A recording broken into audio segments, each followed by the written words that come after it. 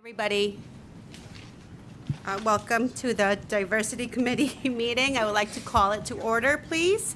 My name is Blanca Lopez. I am the chair of the committee, and I would like to acknowledge my colleagues who are here with me, Dr. Rizzo, Mr. Chu, and I believe Mr. Zuckerman will be joining us shortly. Ms. Valdivia could not join us today. Lourdes, are there any public speakers? Good afternoon, everyone. Aoife, can you please let us know if there are any public speakers? Sure. Good afternoon. We have 5 members of the public registered today to speak. As a reminder, we ask that all public speakers adhere to the MTA's rules of conduct and decorum. I would like to remind our public speakers that in the interest of time and fairness to all speakers, we limit everyone to 2 minutes. Please be aware that there will be a warning beep to remind you that you have 30 seconds to conclude your remarks. The first speaker will be Tareen Nadeem, followed by Josiah Ramesar.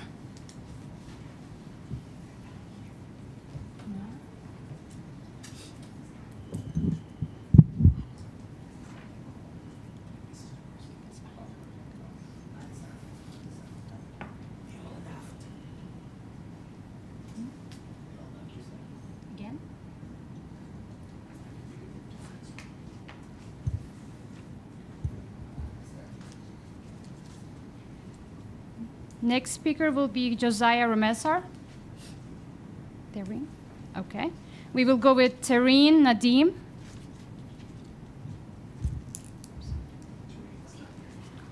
Okay. Okay, Jason. Okay. Okay, we will move to Jason Anthony. Good afternoon, everyone. This is Jason Anthony from the Long Island Railroad ADA Task Force. As a reminder, I'm part of the disability community, and we should have more people with disabilities in our workforce, because as a customer that uses the Long Island Railroad, Metro North, New York City Transit, every time I interact with the staff all the time. Let's say most of the time,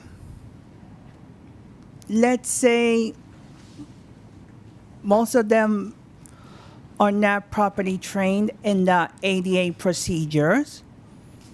I have seen cases that when people request a trip through the accessorized customer center, they encounter representatives being rude, disrespectful, and even through the Long Island Railroad Cares and Metro North Cares, we have seen encountered representatives being the same way.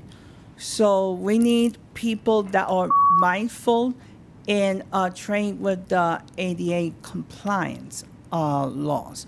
So that'll be it for this month. I'll see you guys in the next one. Thank you. The next speaker is Michael Ortiz, followed by Maddie Bucky's Highline.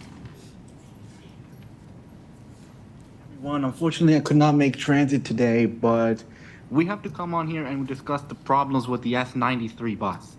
Recently, last week, there was a brawl that broke out on Monday at 2:30 p.m. located at the South Administration Building at the College of Staten Island campus. Recently, there has been a brawl and public safety has got to get involved. And not only that, the NYPD had to come in and make arrests at the bus stop. And the brawl was over who got to board the S93 bus. The severe overcrowding has gotten to an out of control. It's out of control to the point to where nothing is done. And the people who are left behind on that bus have to wait an additional hour to an hour and a half. It is not fair for all of us, and for people like me who are in the disability community, it's not fair for us that we have to take longer commutes back home. On the mornings, I have no problem using it going along Victory Boulevard. Mind you, the people that are in line that are for that bus can't even get on unless they're the first few people on. Because the moment that bus leaves, it is packed. And not only that, that does not even count the people that are waiting alongside Victory Boulevard, who are likely going to have to take the S62 to get to their final destination with a transfer. Not only that, I myself, who was part of the disability community, was had to take the S61 to the mall to get to the S79 to get back to Brooklyn. It is not fair for all of us like me who have to take longer commutes back home. It is not fair, and that's all I gotta say. We need to start adding more buses on the S93. Thank you so much for your time. The final speaker is Maddie Bucky's Highline. Good afternoon. I'm Matty W. Bucky's Highland. Today I want to speak about diversity with the disabled community. First of all, as someone who has autism and could not speak until the age of 4 in 2005, we've been overlooked and shadowed. In fact, you're overprotective sometimes, and people with disabilities, even with ADA passed 34 years ago, this July, they're often discriminated against, that are most discriminated after the civil rights era of the 1950s and 60s. People who have disabilities should have rights and not be denied them if they're schooled by their special education chairperson or by their director or assistant director, or be denied going to college as well, or being denied to go out to the community by their guardian or their parent. So people with disabilities do need to be accepted and understood who they are. That's all I have to say for this month. I'll speak about more of this in December. I'll be back over to you, Madam. Madam Chair, that concludes the public comment session. Thank you, Ipek. And thank you to this afternoon's speakers. The next item on our agenda is the approval of the meeting minutes. Everybody knows that we meet on a quarterly basis, so the meeting minutes are from June 24th. Are there any comments or questions? If not, if I could have a motion and a second. All in favor? Aye. Okay, meeting minutes are approved. Moving on to the committee's work plan. Are there any updates in the 2024 work plan? Yes, Madam Chair, the work plan can be found on pages 6 through 8 of the committee workbook. There is only one update that is proposed. The EEO program progress to goals has been moved to the December meeting to allow for sufficient time to share our update on the 5-year strategic plan and other agenda items for this meeting. Great, thank you. Moving on to the executive summary. Can you walk us through the executive summary, please? Yes, and with the permission of the chairwoman and the committee, I'd like to begin our presentation by sharing a few words regarding the MTA's 2025-29 capital plan. As we all know, transit drives the economy of New York, $2 trillion economy. And not only that, but it's also an engine of equity in an expensive region. It's an affordable way to have access to millions of jobs and other opportunities. It's 8 times more expensive to own a car in New York, in the New York region, than it is to take transit. The MTA's proposed 25-29 capital plan outlines $68.4 billion worth of investment over the next 5 years to make sure New Yorkers continue to have access to reliable, accessible, and sustainable transit. The plan has 3 goals: to provide frequent and reliable service, improve the customer experience, and take action on climate change. The other committees will go into detail on what's included in the plan, but key highlights include purchasing 1,500 new subway cars and 500 new railroad cars, providing safer, more frequent, and reliable service on a variety of lines with modern signals. This plan was designed with equity in mind, with flagship investments like making at least 60 subway stations accessible and starting the Interborough Express, which will connect Brooklyn and Queens with new service connecting 17 subway lines.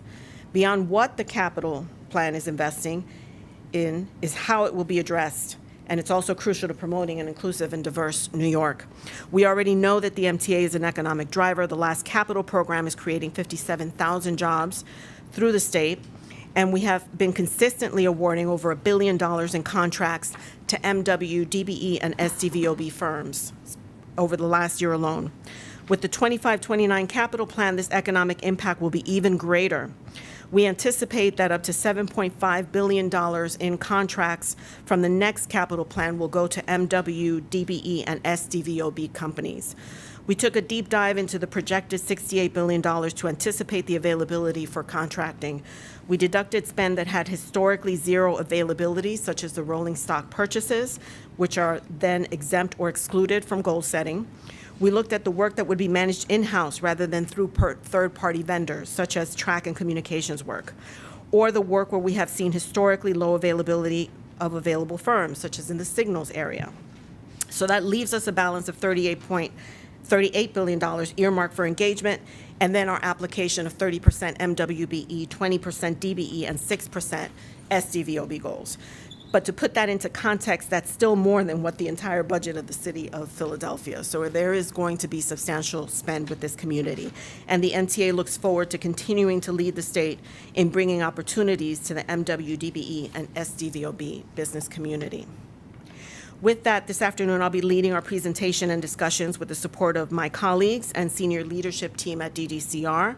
We are joined by Deputy Chief Diversity and Inclusion Officer, Dr. Rosalind Green, who is also joined in her presentation by our D&I Director, Barbara Cockfield, Deputy Chief CDO for Tech Operations, DBE Certification and Outreach, Christine Norman, Deputy Chief for Contract Compliance, Ray Burke, and we are also joined by Deputy Chief for the Small Business Mentoring Program, Cherie Owens, as well as various members of the DDCR leadership team. Our primary agenda items include an overview of the first-year progress of our 5-year diversity, equity, and inclusion strategic plan and agency-wide initiatives, the 2023-24 MTA-wide EEO activities, an update on the MTA local hire initiatives, which was requested by the Diversity Committee at our last meeting, and last but not least, our 2024-25 MWDBE activities. So with that, I will turn over this first portion of our presentation to Dr. Green and Barbara Cockfield. Led by Barbara's going to start the presentation.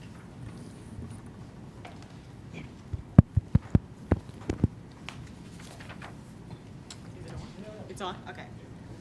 Today we're going to discuss our year one progress of the 5-year Diversity, Equity, and Inclusion Strategic Plan. The plan officially started July 1st, 2023 and ended on June 30th, 2024. We will also briefly discuss our next steps as we embark on year 2 of the Diversity, Equity, and Inclusion Strategic Plan.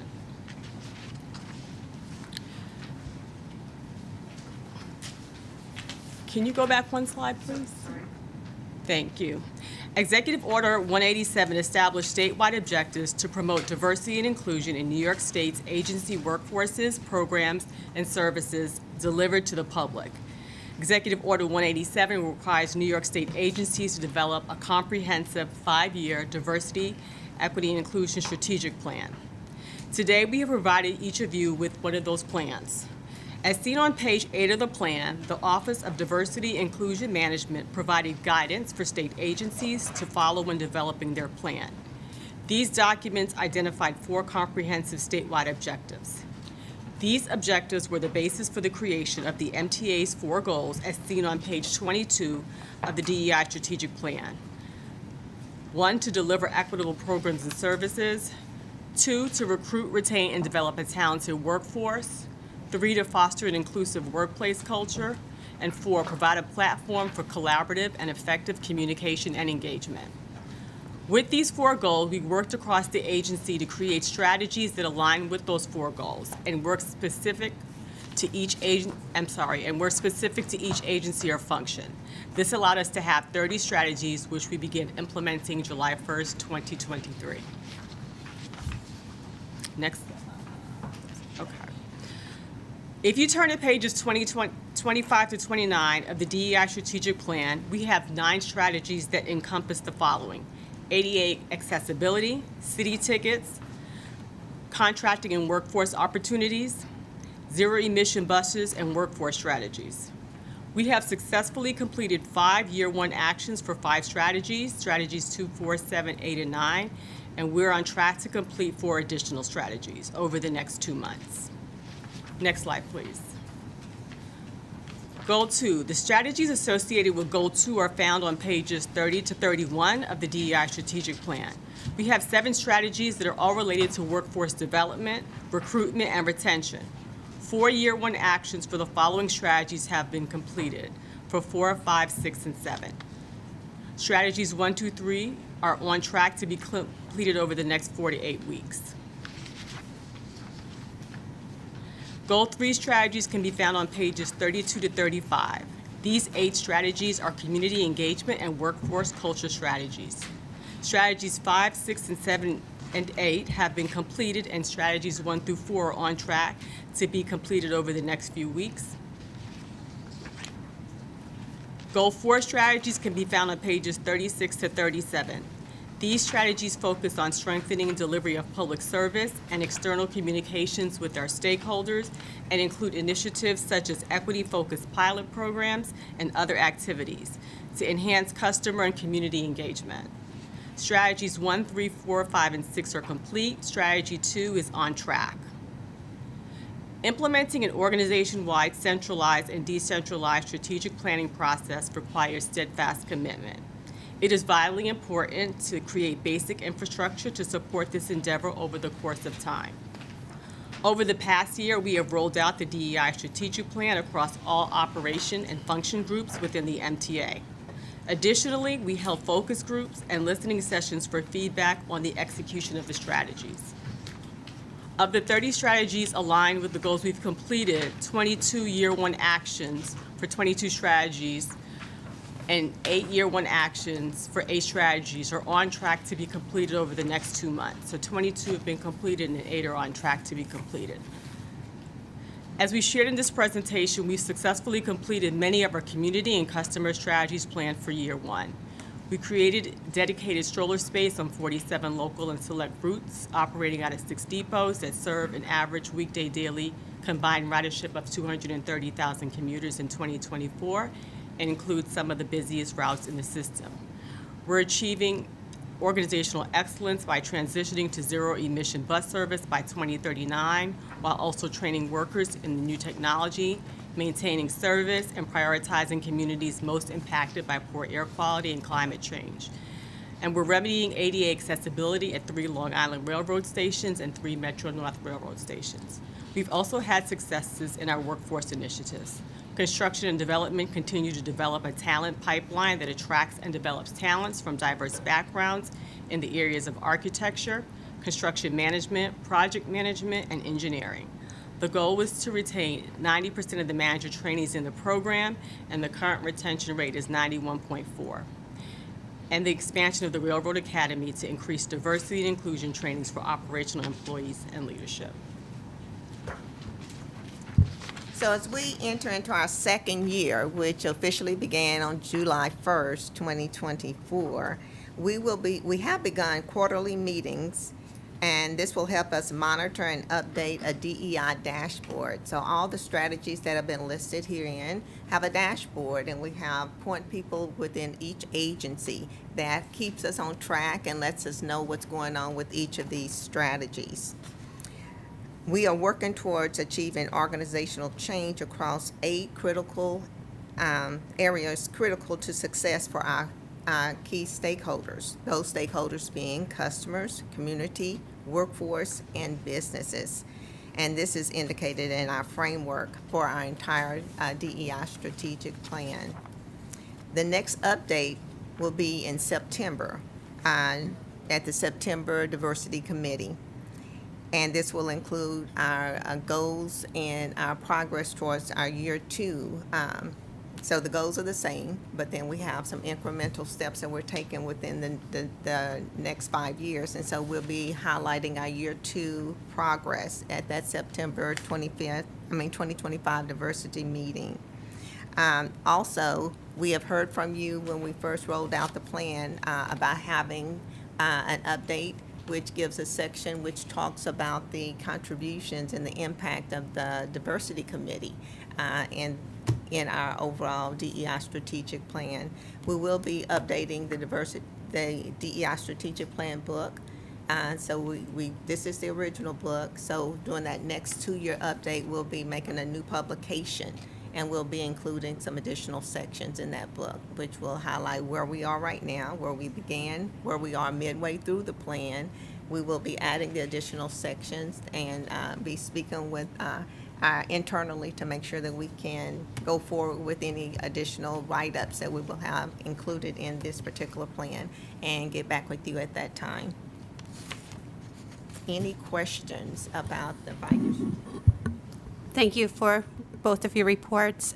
Yes, a question on the dashboard. Is that going to be an interactive dashboard? And is it open or available to the public to see on the website? Or how are you picturing this dashboard? So the dashboard is an interactive dashboard. It's not open to the public. Okay. It's open to across the agencies.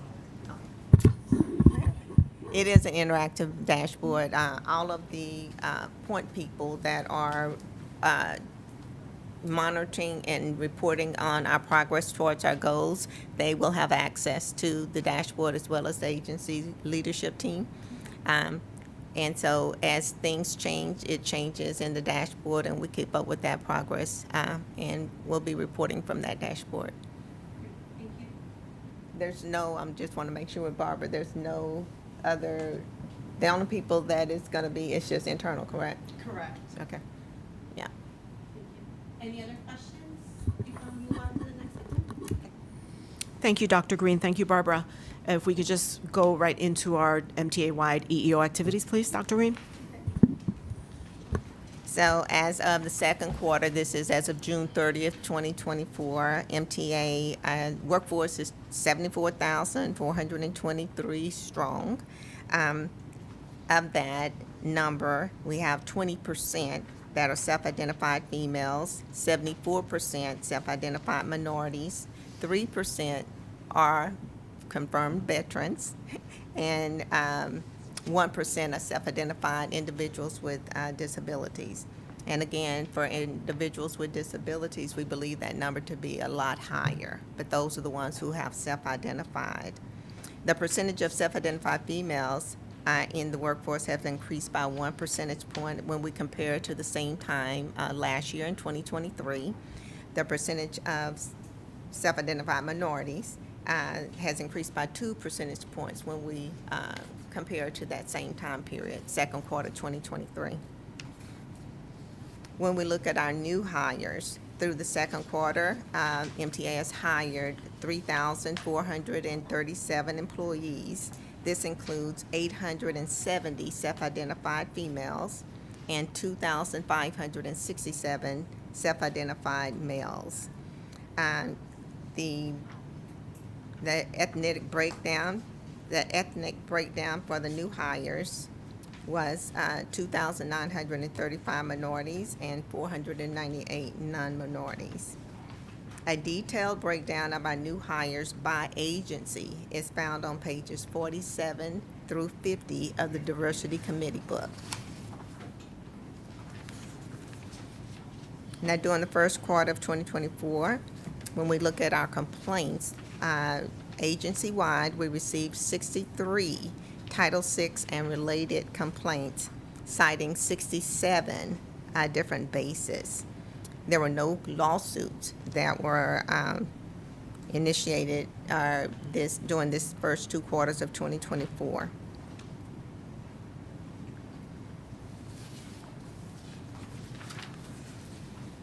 When we look at our employment-related complaints, the agency received a total of 128 EEO complaints, of which 74 were internal and 54 were external. You will also find a complete breakdown in the book for our complaint activity. So as you know, we started out with 9 all-agency employee resource groups. We now have 10 groups and a couple of more that are about to form. So we have some more interest from our employees in forming a couple of other groups.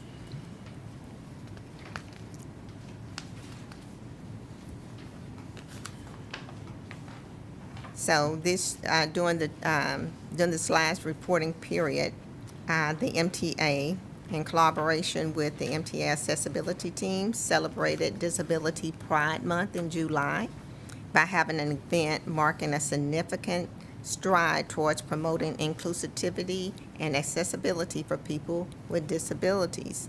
This event aimed was aimed to shed light on various services and initiatives tailored for the community.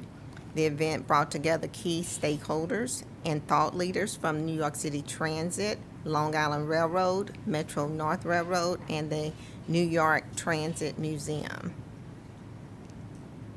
The MTA is leading the charge in enhancing accessibility across its services through innovative initiatives. Key among these is the Wide Aisle Gate Pilot Program, aimed at improving passenger flow and accessibility. Complementing this effort is the implementation of the Navalin app, which provides step-by-step wayfinding assistance with audible sign reading and train arrival information, benefiting blind and low vision riders. Additional features like accessible boarding area decals and tactical line maps and ongoing development of guideways and alternative routes for will further enhance accessibility for all of our passengers. And as we know, this month is Hispanic Heritage Month. It officially started September 15th through October 15th.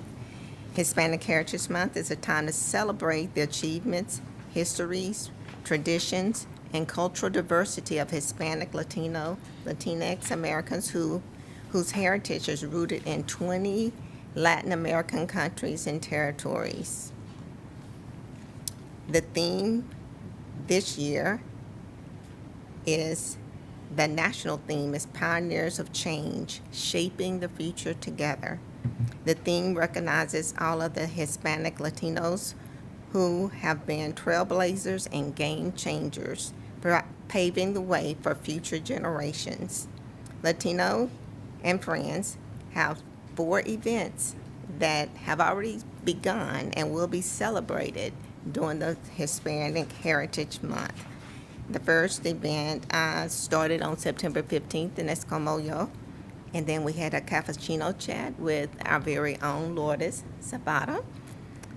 And we're going to have Hispanic Heritage Month celebrations and recognitions throughout the month, and we will end it again with another cappuccino chat with Jose LaSalle. Thank you, Dr. Green. I don't know if the committee members have any questions of Dr. Green and her EEO report. Informative as always. Thank you. Thank you.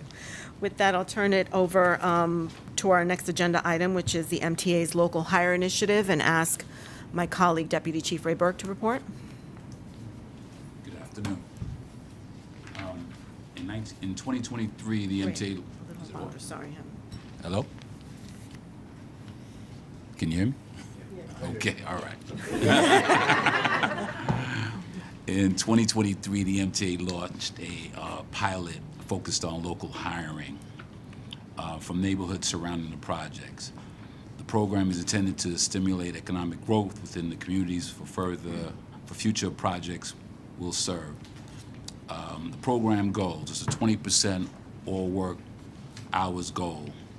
Basically, what we focus on is 3 areas of participation. First area is local residents. Local residents are zip codes immediately or surrounding the work site. The second area, which we consider Tier 1 economically disadvantaged workers, are zip codes within 25 miles of the work site. The third area is Tier 2 economically disadvantaged workers, zip codes throughout the wider state of New York. In monitoring these 20% goals, we are targeting all 3 areas against the total workforce for each contract. On the map, the shaded areas represents the areas that we're targeting. Next.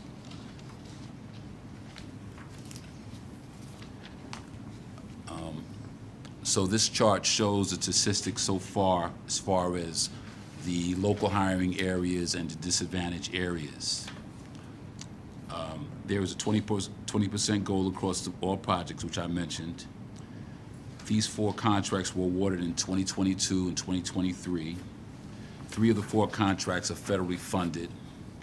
The first contract is the 88 upgrade, which is a federally funded contract. which affects all 5 boroughs. The second contract is Jamaica Bus Depot, which is state-funded, which affects Queens. The third is Rockaway Line, which is a federally funded contract, which also affects Queens. And the fourth contract is Broadway Junction, a federally funded contract, which affects Brooklyn. At the end of July, all 4 contracts are anticipated to meet the goal of the 20%.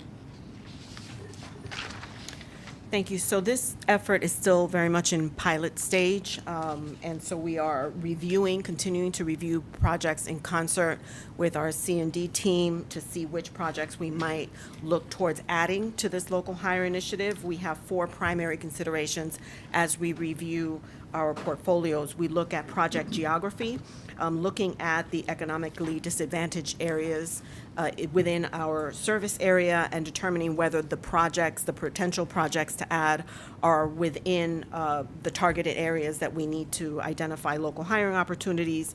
We look at the size of the contract, whether the contract is large enough to support local hiring goals. We look at the type of labor that is required, what type of skills are primarily required on the project, and do they lend themselves to local hiring goals and needs. And then lastly, we look at the timing of the contract, the award, and the project launch. What is the timing of the contract to begin its engagement and begin the workforce engagement opportunities? So these are discussions that are ongoing, and Ray and his team are doing a fantastic job of collecting our data on our monthly basis, contacting and communicating regularly with the primes to ensure that they are meeting the local hiring goals and trying to anticipate and proactively address any challenges that we may be facing. This is really exciting, because at first when Lourdes and I were talking about this as we were getting ready for this meeting last week, I wanted to see, are we doing anything in Westchester? We're expanding this. So I know this is in the pilot stages, and I appreciate her clarifying that for me, but please keep us posted on how this goes, because everybody talks about local hiring, but people find it difficult to do that. So for you to be able to identify best practices, identify challenges, and how to overcome them would be extremely valuable. Thank you. Any comments or questions? Okay. Thank you. Our next and last agenda item is 2024-25 MWDBE activity, and I'll ask my colleague, Deputy Chief Christine Norman, to report. Actually, Lourdes, I'll take that. Oh, okay. All right. Okay, the chart represents the highest the highest awards for subcontractors and prime contractors.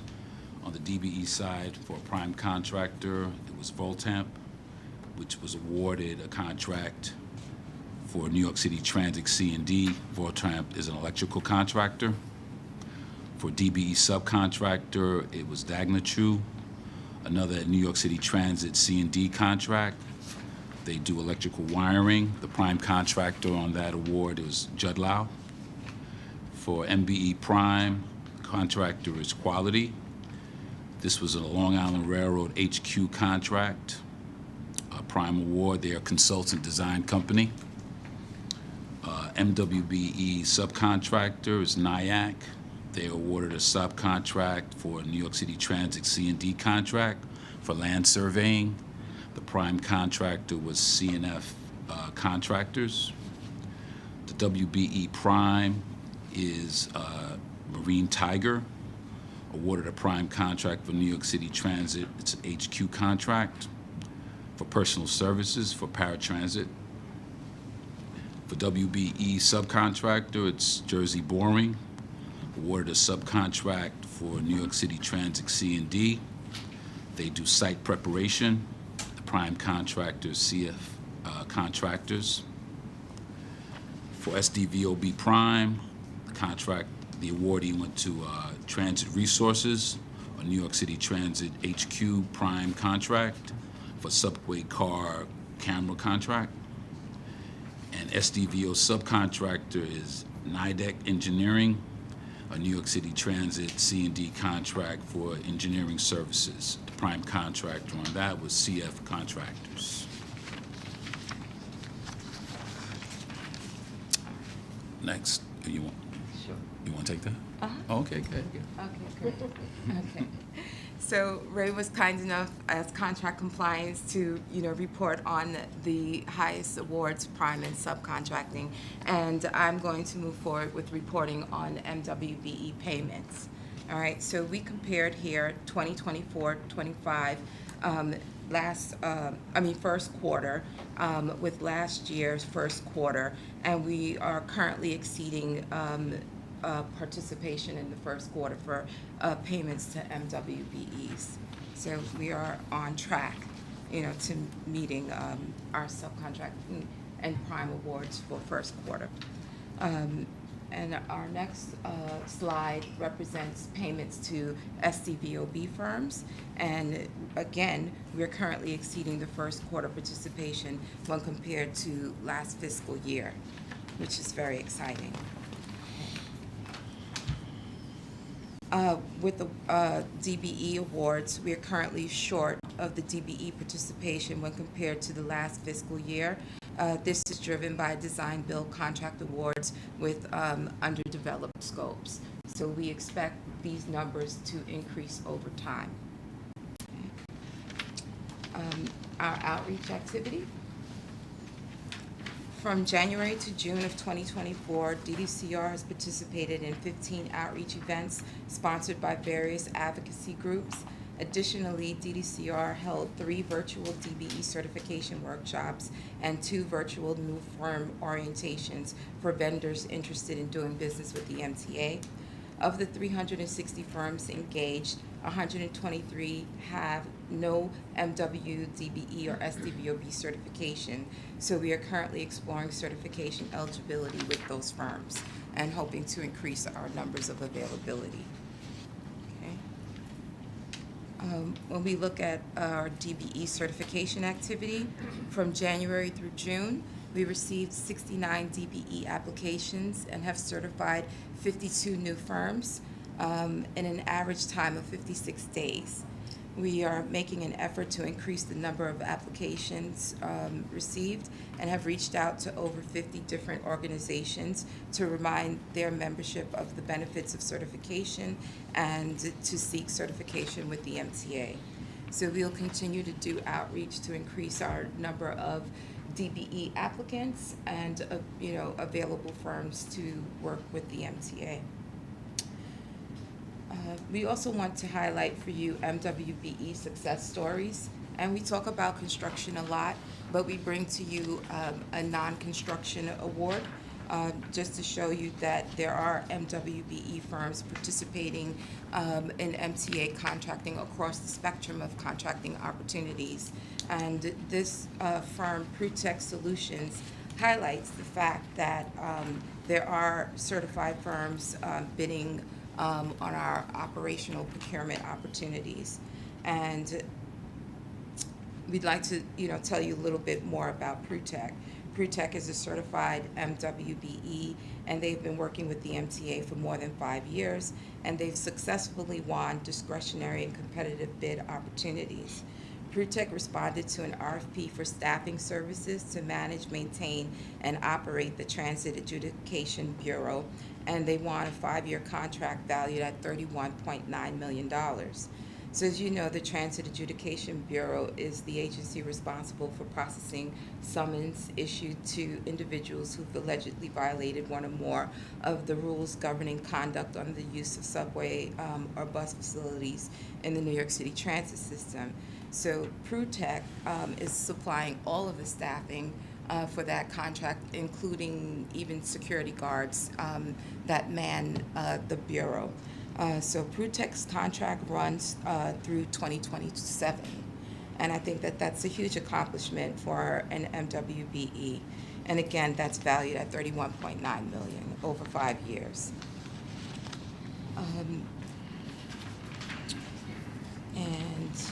And that was it for reporting. Thank you. Thank you, Christine. I don't know if there are any questions from members of the committee.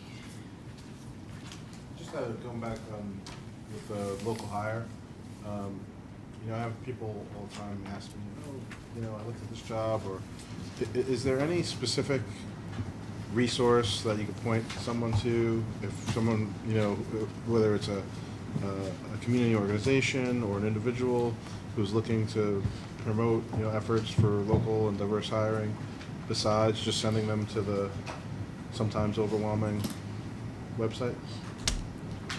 Well, as far as local hiring is concerned, it's the responsibility of the contractor to engage the community and put itself out there to inform them of the local hiring opportunities.